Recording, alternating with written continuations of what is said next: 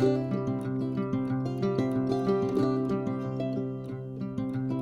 guys, welcome back to Semojo Homestead. I am out here on this cold, rainy Wednesday in our milk house because, well, it's not any warmer because we have it screened in, but it is a little bit drier, and I just wanted to come outside and do this one.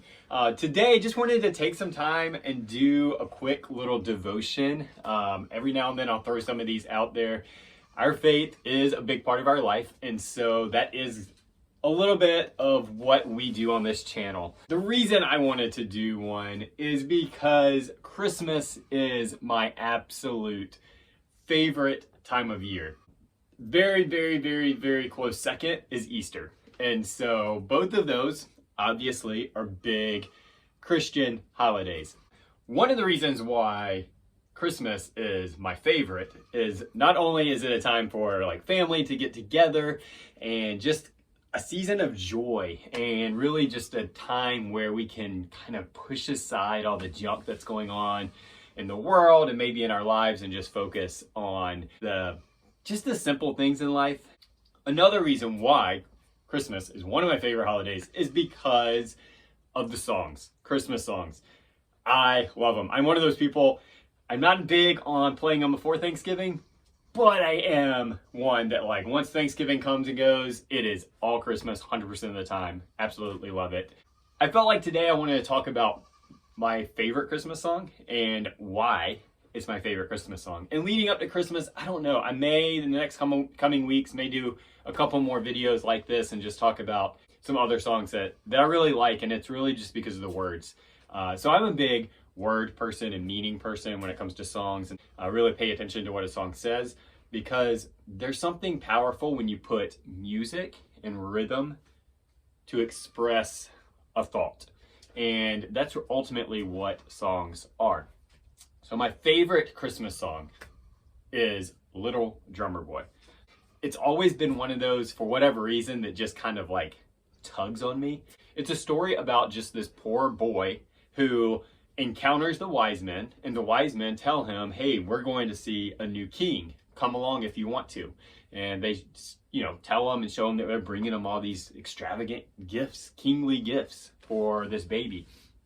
And so this little boy decides to go with them, and he gets there and he realizes that he doesn't have anything to give. But he has his drum because he likes to play his drum, so he offers that as a gift. And my absolute favorite line in the entire song is the very last one, because as he goes through, he plays it, and then it says, and then he smiled at me.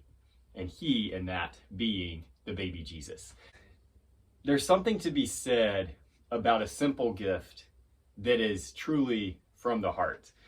I'm a giver, and I love giving gifts, not just at Christmas time, but all year round. That's just kind of a nature. It brings joy to me. It brings happiness to me to give. And when I see a need that I can't meet, or see something that a situation that I may want to give into that I can't, it's frustrating for me.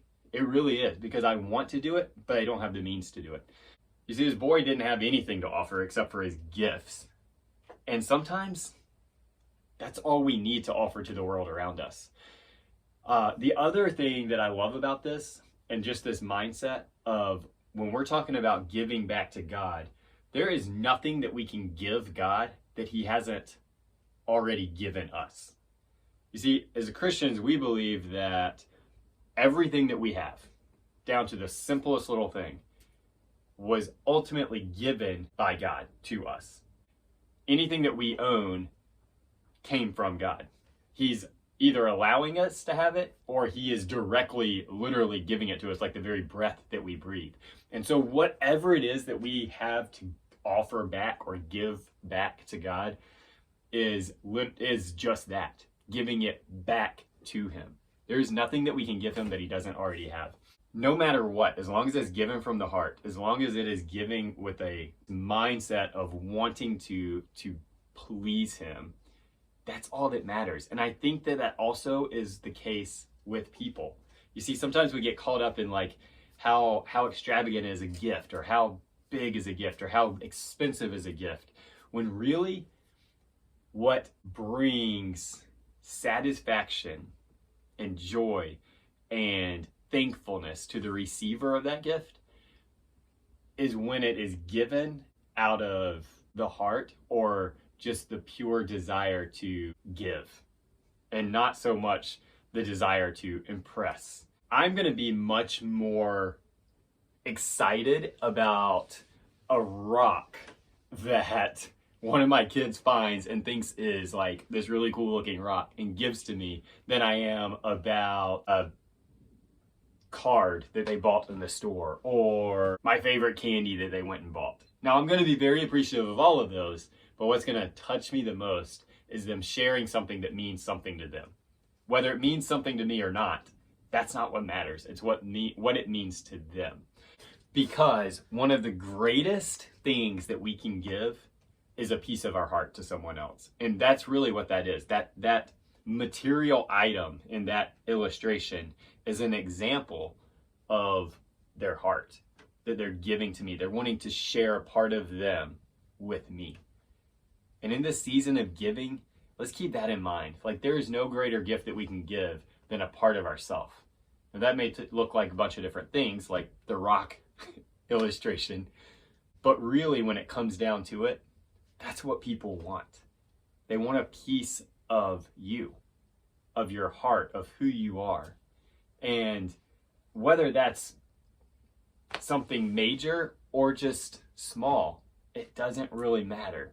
So I've always said this, the greatest gift, the most expensive thing that we could ever give is absolutely priceless. And what that is time. Time with people. Time with friends. Time with strangers. Whatever it is. Why is that the most expensive? Why is that so priceless? Because time is the only thing in life that we cannot ever get back or replace. Once time is given, it's gone. We can give food and go and replace that. We can give gifts and ultimately earn that money back and replace the sacrifice that it took. But the sacrifice of time is something that we will never, ever be able to get back. And so it is the greatest gift that we can give to anybody. And in this story of this little drummer boy, that's what he's giving. He hears of this baby king being born, and he sacrifices time from whatever he was doing. Maybe he didn't have anything to do. Maybe he did. I don't know. But he sacrifices that first, goes to see him, and then he gives of his time and his talent. And I believe that that's ultimately what brings that smile to the face of the baby Jesus in this song. Because he knew that this was more than a gift of monetary value. This was a gift of heart value. So as you go through this season, keep that in mind. It's not always about what you give. It's more about what's behind that gift.